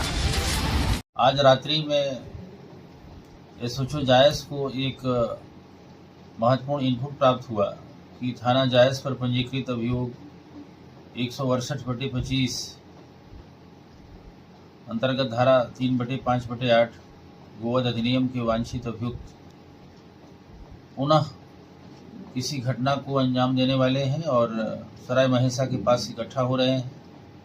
इस सूचना पर एसओ जायस और एसओजी की संयुक्त टीमें मौके पर अभियुक्तों की गिरफ्तारी के लिए जैसे ही पहुंची, वहां पहले से मौजूद संदिग्ध बदमाशों के द्वारा पुलिस टीम पर लक्ष्य करके फायरिंग की गई। आत्मरक्षा में पुलिस के द्वारा भी फायरिंग की गई और मौके पर जाकर देखा गया तो 2 बदमाशों के पैर में गोली लगी थी।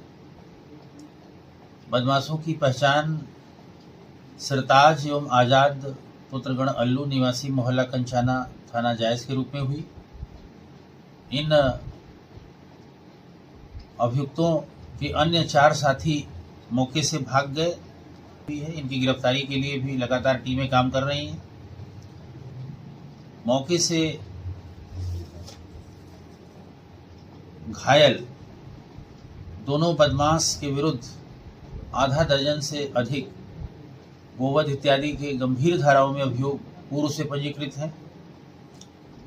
इन दोनों घायल अभियुक्तों की निशानदेही पर मौके से ही 2 अवैध तमंचे, 3 खोखा कारतूस, 4 जिंदा कारतूस, 1 चाकू, 1 लोहे का चापड़, 2 प्लास्टिक की बोरी, 3 प्लास्टिक की रस्सी, 15 छोटी बड़ी काली पन्नियां, 2 टार्च और 1 स्प्लेंडर मोटरसाइकिल काले रंग की बिना नंबर प्लेट की बरामद हुई है।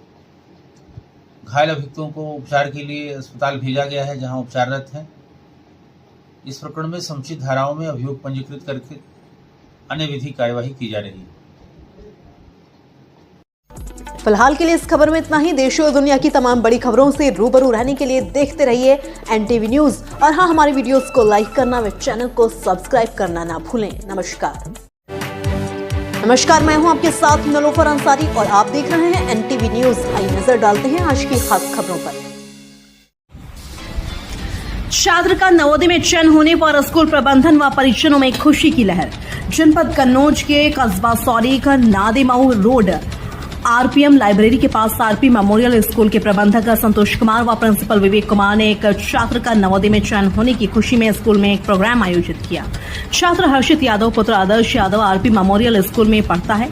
स्कूल स्टाफ की मेहनत व छात्र की लगन से छात्र हर्षित का चयन नवोदय में हो गया, जिसकी खुशी में स्कूल प्रबंधन ने छात्र व परिजनों का स्कूल में फूल माला पहनाकर व मिठाई खिलाकर बच्चों की हौसला अफजाई की। प्रिंसिपल विवेक कुमार ने बताया कि इस बच्चे से पहले भी स्कूल के 3 बच्चे, जिसमें सनी पुत्र ग्रीशचंद्र पता नगला वीरभान सौरी का, अंशिता पुत्री सरनाम सिंह सौरी का, सुरजीत पुत्र उमेश चंद्र सौरी का नवोदय में चयन हो चुका है। विवेक कुमार ने कहा कि एक लाइब्रेरी को भी शुरू किया गया है। हमारा उद्देश्य बच्चों के भविष्य को उज्जवल बनाना है। छात्र हर्षित यादव ने कहा, लगातार मेहनत से सफलता मिलती है। मैंने कोशिश की और मेरा सिलेक्शन नवोदय में हो गया। बच्चे का नवोदय में चयन होने पर परिजनों ने कहा, इसका श्रेय स्कूल के प्रधानाचार्य विवेक जी को जाता है। वो लगातार बच्चों के भविष्य के लिए लगातार मेहनत करते हैं। उनके द्वारा हर वर्ष ब्लॉक रत्न जैसी बड़ी बड़ी प्रतियोगिताएं करवाई जाती हैं, जिससे बच्चे बढ़ चढ़कर हिस्सा लेते हैं। वो बधाई के पात्र हैं। परिजनों में खुशी की लहर है। इस मौके पर स्कूल स्टाफ के अलावा तमाम अभिभावकगण मौजूद रहे। एनटीवी न्यूज 24/7 लाइव से विवेक कुमार यादव, ब्यूरो चीफ, कन्नौज जिला। बैठे थे, उसमें भी मुख्य अतिथि के रूप में एसडीएम साहब, एबीएसए साहब और SHO साहब। तो इस तरीके से जब हम प्रतियोगिताएं कराते हैं तो कहीं ना कहीं बच्चों का उनके प्रति और ज़्यादा रुझान और लगाव होता है, कंपटीशन की भावना तय होती है। आज जो प्रोग्राम रखा गया है यहाँ पर स्पेशली किस बच्चे का सिलेक्शन हुआ है उसके बारे में जानकारी? जी, आज जो प्रोग्राम रखा गया है वो हर्षित बेटा है, सनात श्री आदर्श कुमार जी, वो मेरे साथ बैठे हुए हैं। उनके चाचा योगेंद्र प्रताप सिंह और दादाजी बैठे हैं। काफ़ी लोगों में खुशी है कि बच्चा लगा था, बच्चे का अच्छा जब ये एडमिशन दादाजी ने दिलाया था तभी हमसे कहा था कि बेटे का सिलेक्शन नवोदय में के लिए हम बच्चे एडमिशन दिला रहे, तो हमने भी उन्हें भरोसा दिलाया। बच्चा पढ़ने में अच्छा था। हमने दादा आपको निराश नहीं होना पड़ेगा, बच्चे का सिलेक्शन ओके रहेगा और आपके सामने अगर आप उनसे बातचीत करेंगे तो आप पूरी स्कूल के बारे में बताएंगे, क्योंकि हर स्कूल वाला अपनी कमियां कभी नहीं गिनाएगा, जो भी अच्छाइयाँ होगी वही। तो आपके सामने आपके गार्जियन अगर चाहें तो आप उनसे बात करके आप पता कर सकते हैं किस तरीके से विद्यालय में पढ़ाई और क्या स्तर चीज़ें हैं। तो एक लास्ट सवाल है कि जो बच्चे तैयारी कर रहे हैं या बच्चे आपके स्कूल के या किसी भी स्कूल के, उन बच्चों को अपनी तरफ से क्या मैसेज देना चाहते हैं? मैसेज ये देना चाहते हैं कि आप लगातार निरंतर पढ़ाई में लगे रहें। और गरीब क्षेत्र का हम पूरे ब्लॉक की बात करते हैं, अगर किसी भी बच्चे को गरीबी की वजह से अगर वो वंचित रहता है, आपके चैनल के माध्यम से कहना चाहते हैं आप उसे लेके आएँ। उस बच्चे को निःशुल्क शिक्षा बुक से लेके सारी अवेलेबल हम कराएंगे। वो जिस स्तर की तैयारी करना चाहता है उस स्तर के लिए मैं उसके साथ खड़ा हूँ। इसी समझ में आपको कहना चाहते हैं, एक लाइब्रेरी का भी हमने आयोजन मतलब यहाँ स्थापित किया, RPM लाइब्रेरी। अगर आप उसे कवरेज करेंगे तो बहुत भव्य, हम कहते हैं जनपद की पहली लाइब्रेरी साबित होगी, जहाँ पे बच्चा चाहे वो SSC की तैयारी करे, एयरफोर्स की तैयारी करे, नेवी की तैयारी करे, मेडिकल लाइन की तैयारी करे, यहाँ तक कि IAS PCS की भी तैयारी करता है, तो उसे बुक्स जो मिलेंगी वो फ्री में प्रोवाइड हम कराएंगे। ऑनलाइन क्लासेज भी प्रोवाइड फ्री में कराएंगे। तो ये हमारे साथ में थे विवेक कुमार यादव, जो कि इन्होंने एक बच्चे का आज जो है स्वागत समारोह किया गया है। इस बच्चे का चयन नवोदय में हो गया है। तो आपको बता दें, एक सबसे बड़ी अहम बात ये है, इनका कहना ये है कि जो बच्चे गरीब हैं और जो पैसे की कमी से शिक्षा प्राप्त नहीं कर पाते हैं, उनके लिए इनकी तरफ से ये ऑफर है कि उस बच्चे की निःशुल्क पढ़ाई का पूरा जिम्मा ये अपने सर लेंगे। और इसी तरीके से तमाम खबरें देखने के लिए देखते रहिए भारत नमस्कार। फिलहाल के लिए इस खबर में इतना ही। देश और दुनिया की तमाम बड़ी खबरों से रूबरू रहने के लिए देखते रहिए NTV न्यूज। और हाँ, हमारी वीडियोस को लाइक करना व चैनल को सब्सक्राइब करना ना भूलें। नमस्कार, मैं हूं आपके साथ नलोफर अंसारी और आप देख रहे हैं NTV न्यूज। आई नजर डालते हैं आज की खास खबरों पर। लंका विजय में राम सेतु निर्माण के दौरान अपनी अहम भूमिका निभाने वाली गिरहरी को भी अब राम मंदिर ट्रस्ट ने विशेष स्थान दिया है। ट्रस्ट ने उसे अंगद टीले पर स्थापित किया है, जहां से वह मंदिर की ओर निहारती नजर आ रही है। राम मंदिर निर्माण समिति की बैठक में शामिल होने अयोध्या पहुंचे समिति अध्यक्ष नृपेंद्र मिश्र ने बताया कि मंदिर अपने पूर्णता की ओर बढ़ रहा है और अब इसकी गुणवत्ता की जांच शुरू कर दी जाएगी। सुरक्षा व्यवस्था को लेकर भी तैयारियां तेज हैं। 4 किलोमीटर लंबी बाउंड्री वॉल के पास 25 वॉच टावर बनाए जाएंगे। साथ ही पुलिस गुमटी को भी समन्वय के साथ सही स्थान पर स्थापित करने की योजना पर काम चल रहा है। सुरक्षा ढांचे की रूपरेखा को लेकर कल जिला प्रशासन के साथ विस्तृत बैठक होगी। नृपेंद्र मिश्र ने कहा कि देश विदेश से आने वाले श्रद्धालु रामलला के दर्शन के बाद अयोध्या में और क्या देखें, ये सोचना आवश्यक है। इसलिए अयोध्या को पर्यटन की सर्वोत्तम नगरी बनाने की योजना पर भी काम होना चाहिए। इसके साथ ही संग्रहालय में रामायण से जुड़ी मूल प्रतियों को रखा जाएगा। सभी प्रदेश सरकारों से इसकी प्रति उपलब्ध कराने का आग्रह किया गया है। पहले PFC के सामने जो एक नया शू रैक बन रहा है अंगद टीला के बगल में, तो वो देखना है। अंगद टीला पे गिलहरी जी हैं, उसका देखना है, निरीक्षण करना है और फिर उसके बाद बाकी जगहों पे भी करूँगा। अब यूँ आप सोचें कि हम लोग पूरी तरह प्रयासरत हैं कि एक तरफ तो निर्माण कार्य पूर्ण हो, उसकी क्वालिटी गुणवत्ता जो है उसकी जांच शुरू कर दी जाए। अब बाकी सभी निर्माण कार्य अब अपने पूर्णता की ओर है और कल जिला प्रशासन से भी बैठक इस दृष्टि से हुई कि जिला प्रशासन की जो अंदर गुमटियां हैं, खासतौर से सिक्योरिटी की, उनको किस प्रकार से रैशनलाइज किया जाए और उनका समन्वय, जो बाउंड्री वॉल बन रही है लगभग 4 किलोमीटर से ऊपर, जिसमें 25 पुलिस के वॉच टावर होंगे, तो उनके साथ किस प्रकार का समन्वय हो कि कोई दोहरा निर्माण या गुमटी भी हो और वहां पे भी हम वॉच टावर बनाएं। वॉच टावर का कल जो क्या डिजाइन होगी, इस प्रकार का निर्माण होगा, नीचे उसमें हर वॉच टावर पे क्या सुविधा होगी, ये कल पुलिस प्रशासन के साथ बातचीत करके अंतिम करेंगे। दर्शन के बाद नहीं मालूम होता कि अयोध्या में अब क्या करें। सरयू नदी तो जाते ही हैं लोग, इसका ट्रस्ट को ध्यान करना होगा और प्रदेश शासन को ध्यान करना होगा कि हम इसे पर्यटन की सर्वोत्तम नगरी कैसे बनाएं, वह बनना आवश्यक है। अनेक संस्थाओं को, राज्य सरकारों को हमने पत्र लिखा है कि आप कृपा करके अपने प्रदेश में जो खोज करके ओरिजिनल स्क्रिप्ट हो, मूल प्रकाशन जो हो, वह रामायण अगर वह दे सकें और हम लोग भी जाकर के वहां चयन करें। तो अभी कुछ व्यक्ति विशेष से तो इस प्रकार के आए हैं यहाँ पर, लेकिन मैं ये कहूँगा कि अभी ठोस कार्य इस पर नहीं। 11 नंबर गेट 15 अक्टूबर को तैयार हो जाएगा और उसका नामकरण भी 15 अक्टूबर तक हो जाएगा। नमस्कार, मैं हूं आपके साथ नलोफर अंसारी और आप देख रहे हैं एनटीवी न्यूज। आई नजर डालते हैं आज की खास खबरों पर। नेपाल में हाल ही में भड़की हिंसा के बीच अयोध्या के श्रद्धालुओं पर संकट गहराता दिखा था। कैलाश मानसरोवर यात्रा से लौटते समय अयोध्या के 9 श्रद्धालु हिल्सा बॉर्डर पर फंसे गए थे।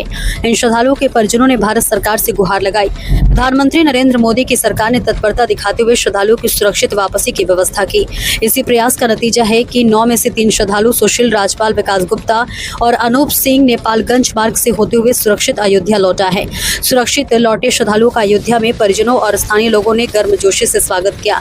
श्रद्धालु सुशील राजपाल के भाई धीरज राजपाल ने भावुक होते हुए कहा कि जब प्रधानमंत्री नरेंद्र मोदी पाकिस्तान से हमारे वीर सैनिक अभिनंदन को सुरक्षित भारत ला सकते हैं, तो नेपाल में फंसे श्रद्धालुओं को कैसे छोड़ सकते हैं। ये मोदी जी की ही मजबूत व्यवस्था का परिणाम है कि आज हमारे परिजन सुरक्षित घर लौट आए हैं। हालांकि 6 श्रद्धालु अभी भी नेपाल में मौजूद हैं, मगर वे सभी सुरक्षित बताए जा रहे हैं। उनके परिजन बेसब्री से उनकी वापसी का इंतजार कर रहे हैं। अयोध्या में लोगों को भरोसा है कि प्रधानमंत्री मोदी की पहल से बाकी श्रद्धालु भी शीघ्र सकुशल अपने घर लौटेंगे। बहुत मतलब पूरा मोहल्ला खुश था। बहुत प्यार है इनसे हमेशा मिला है और हम लोग सब चिंतित थे कि जब खबर मिली है कि ये लोग ऐसे ऐसे नेपाल में फंस गए हैं, तो चिंता तो घर में, परिवार में, पूरे पड़ोस में, पूरे मोहल्लों में सबको थी। लेकिन जब ये खबर मिली कि सुशील भाई हमारे आ गए हैं तो बहुत अच्छा लगा, बहुत खुशी महसूस हुई।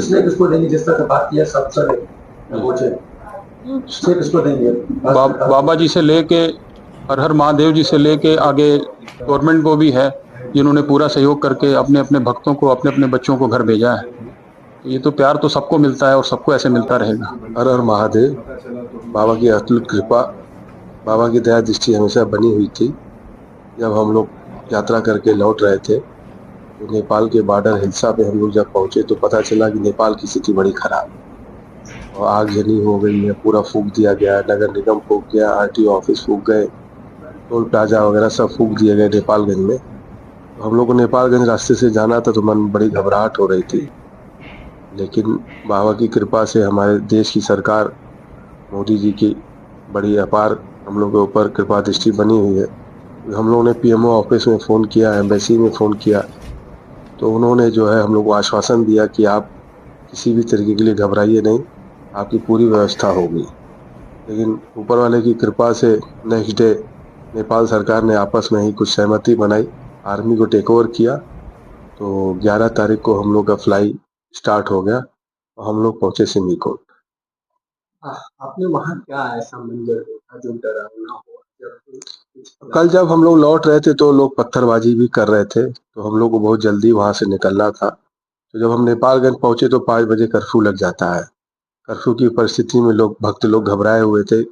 जैसे तैसे करके वो वहां से निकले और ये ईश्वर की बड़ी कृपा थी कि हम लोग भक्तों को कुछ आहत नहीं हुई। लेकिन नेपाल की स्थिति, नेपालगंज में ही हम लोगों ने देखा काफी जगहों पे पूरा फूंक दिया गया था। जब इन लोग हिल्सा पहुंचे और जानकारी मिली कि नेपाल में एकदम त्रासदी मची हुई है और यात्रा में रोक दी गई है, कल के आने के लिए कोई सुविधा नहीं है, कोई साधन नहीं मिल रहा है, तो बड़ी चिंता हुई। मेरी प्रथम दृष्टि से मैंने सोचा कि मैं अपने जिला अधिकारी को इससे अवगत करा दूं, जिससे कल को कोई बात हो ये ना रहे कि आपने बताया नहीं। जिला अधिकारी ने उसको पूर्णतया संज्ञान में लिया। संज्ञान में लेने के साथ मुझसे पूरी ब्रीफिंग ली, एक एक श्रद्धालुओं का अयोध्या का नाम पूछा, सबका मोबाइल नंबर, सबका एड्रेस, उन्होंने सबको सकुशल क्षेम की जानकारी ली। मुझसे डीएम साहब लगातार वार्तालाप में थे, मिनट टू मिनट मुझसे पूछते रहते ये लोग कहाँ हैं, फोटो के द्वारा मैं उनको अपडेट भी देता रहा। जिला अधिकारी मुझसे मिनट टू मिनट थे, उन्होंने कहा कि शासन प्रशासन आपकी पूर्णतः मदद कर रहा है। और एक चीज कहूंगा मेरे मन में है मोदी जी के प्रति, वो अभिनंदन को ला सकते हैं पाकिस्तान से, ये तो भारत के और अयोध्या के श्रद्धालु हैं, इनको कैसे मोदी जी छोड़ देंगे। भले परिवार चिंतित था, पर मोदी जी की जितनी सराहना की जाए वह कम है। नमस्कार, मैं हूं आपके साथ नलोफर अंसारी और आप देख रहे हैं एनटीवी न्यूज सच की आवाज। आइए देखते हैं छत्तीसगढ़ की यह महत्वपूर्ण खबर। रायगढ़ पुलिस ने खरसिया ठुसे केला के हत्याकांड का महज 48 घंटे के भीतर खुलासा कर दिया है। पुलिस महानिरीक्षक डॉक्टर संजीव शुक्ला सर और पुलिस अधीक्षक रायगढ़ दिव्यांग कुमार पटेल सर के मार्गदर्शन पर की गई इस कार्रवाई में मृतक बदराम सिदार और उसके परिवार की हत्या का कारण चरित्र शंका सामने आया है।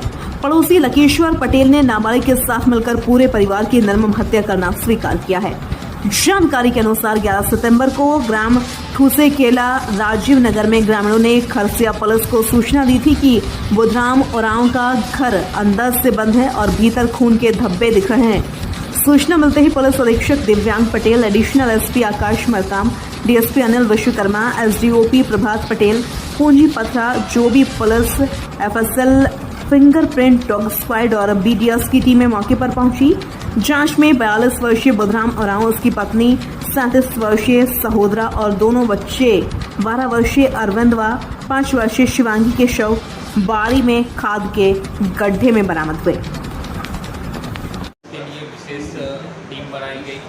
मौके पे एफएसएल की टीम, डॉग स्क्वाड की टीम मौके पे पहुंचे और पूरे मामले को पतासाजी करना शुरू किए। शुरू में कोई इसमें क्लू नहीं मिल रहा था, लेकिन उससे रिलेटेड जितने भी व्यक्ति थे उससे हमारे द्वारा लगातार पूछताछ की जा रही थी।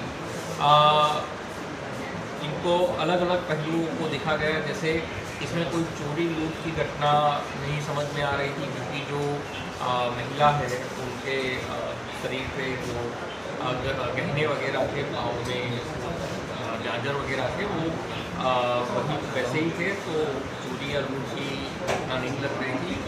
प्लस परिवार भी सामान्य था और मजदूरी करके अपना गुजारा कर रहा था। दूसरा, जो आसपास में या कोई उसके साथी के द्वारा रिलीज वगैरह किया हो, ऐसा कुछ लोग मिल रहे थे, जिसके चलते उससे रिलेटेड सभी लोगों से 15-20 लोग जो उससे रिलेटेड है, कभी उसको मिलते हैं क्या या कुछ भी होता है, उन सब से लगातार पूछताछ की गई, जिसमें हमको कुछ क्लू मिले।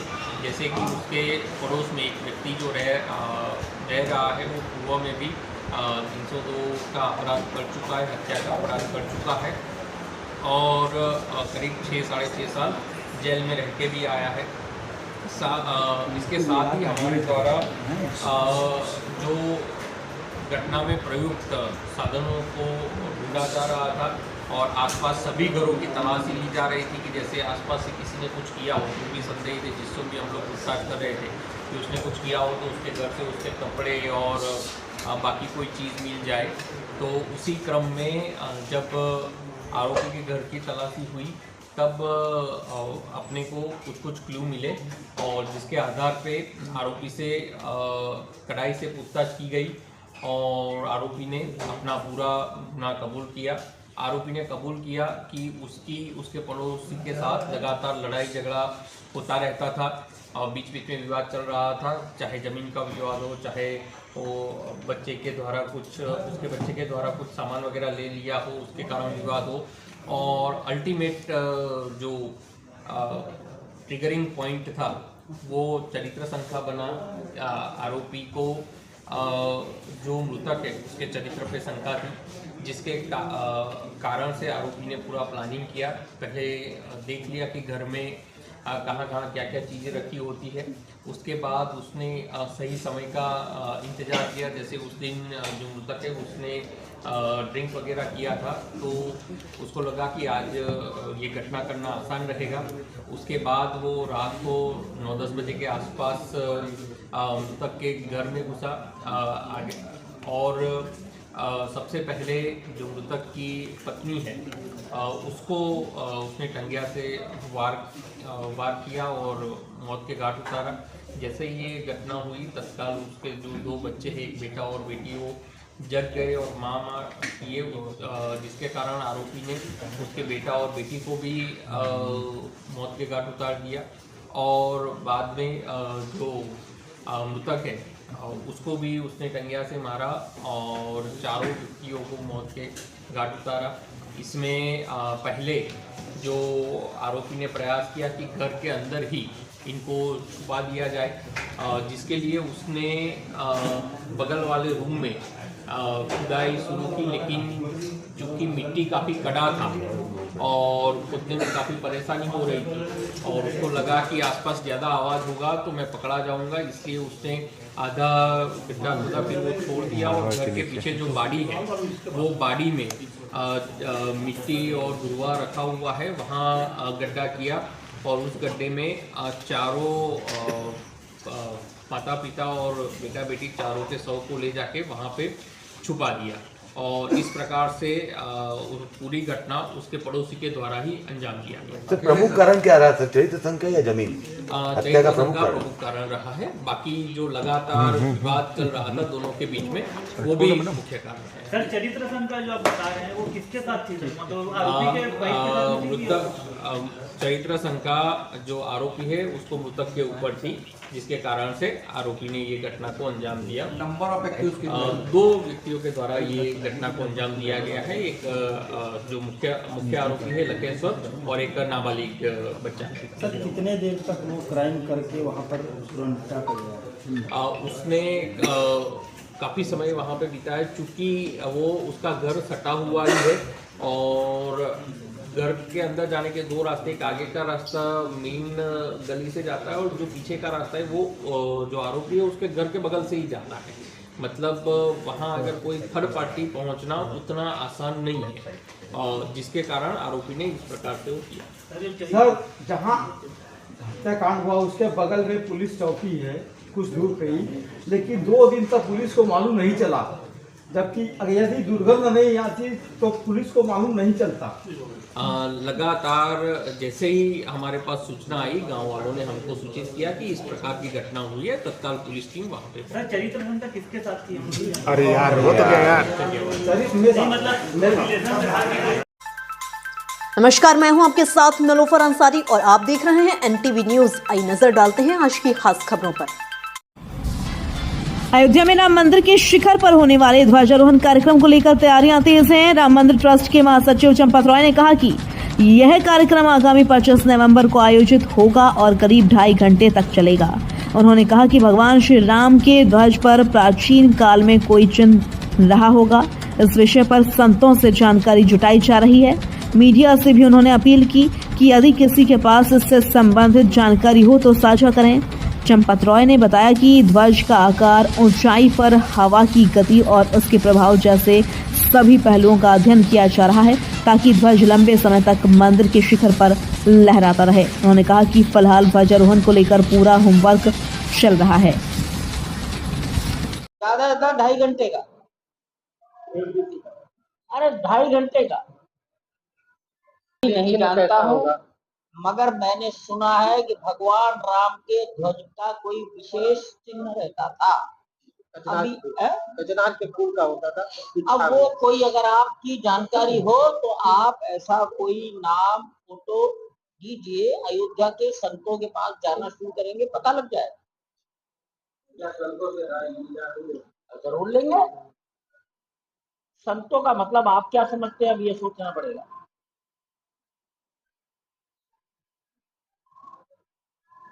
आपकी दृष्टि में संत का अर्थ क्या है और मेरी दृष्टि में अर्थ क्या है? आकृति क्या हो? 190 फीट ऊंचाई तक ध्वज जाएगा, आकार कितना हो? इतना बड़ा आकार होगा, ऊपर हवा ज्यादा चलती है कि कम चलती है मालूम नहीं, तो फटेगा। उस पर चिन्ह क्या हो? कोई तो बताए कि भगवान राम के समय में कौन सा चिन्ह प्रचलित था। ये लिखा कहाँ है? किसी ग्रंथ में है? उसका कोई फोटो है क्या किसी के पास? नहीं तो बाद में क्या होगा? बाद में छिद्रान्वेषण, और हम जो एक बार लगा देंगे तो फिर आप आलोचना करते रहिए, हम तो बदलेंगे। इसलिए पहले होमवर्क कर रहे हैं। ये काम पे ज्यादा लंबे चौड़े नहीं होते, हमारा होमवर्क चल रहा है। नमस्कार, मैं हूं आपके साथ नलोफर अंसारी और आप देख रहे हैं एनटीवी न्यूज। आइए नजर डालते हैं आज की खास खबरों पर। थाना गजनेर क्षेत्र के दुआरी व गंगरौली में रात्रि का फायदा उठाकर खनन माफिया कर रहे अवैध खनन।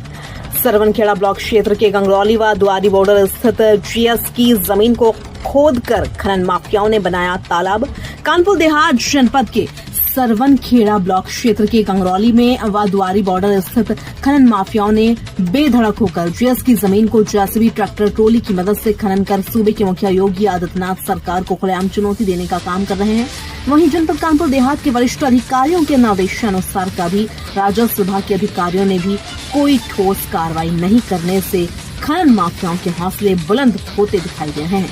जबकि हमारे संवाददाता ने खनन माफिया से फोन पर खनन किए जाने को लेकर वार्तालाप किया तो रोब के साथ कहने लगा कि हाँ, हमने ही खनन कराया है, कोई नई बात नहीं है। मैंने तो 3 साल से लगातार खनन किया है और करता आ रहा हूँ और मेरे खिलाफ खनन अधिनियम के तहत थाना गजनेर में स्थानीय पुलिस ने पूर्व में अवैध खनन का अभियोग भी पंजीकृत किया था। जरा आप सोचिए, जब आखिरकार खनन माफिया खुद कहते हुए दिखाई दिया कि मेरे द्वारा ही खनन किया गया तो फिर कार्रवाई क्यों नहीं? जबकि पूर्व में भी सरकारी जीएस की जमीन गंगरौली ग्राम पंचायत में पानी टंकी के समीप भी खनन माफिया द्वारा खनन किया गया, जिसमें स्थानीय ग्राम प्रधान को भी हमारे संवाददाता ने अवैध खनन किए जाने को लेकर जानकारी दी।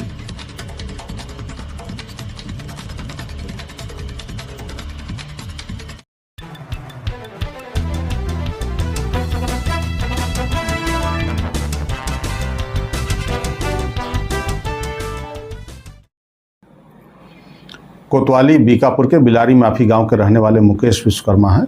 इन्होंने थाना बीकापुर पर आकर के एक लिखित तहरीर देते हुए सूचना दिया कि आज शाम 5:30 बजे लगभग जब यह सामान खरीद करके पैदल सड़क के किनारे जा रहे थे, तभी पीछे से आ रहे एक 4 पहिया वाहन चालक द्वारा उनके साथ दुर्घटना करने की कोशिश की गई।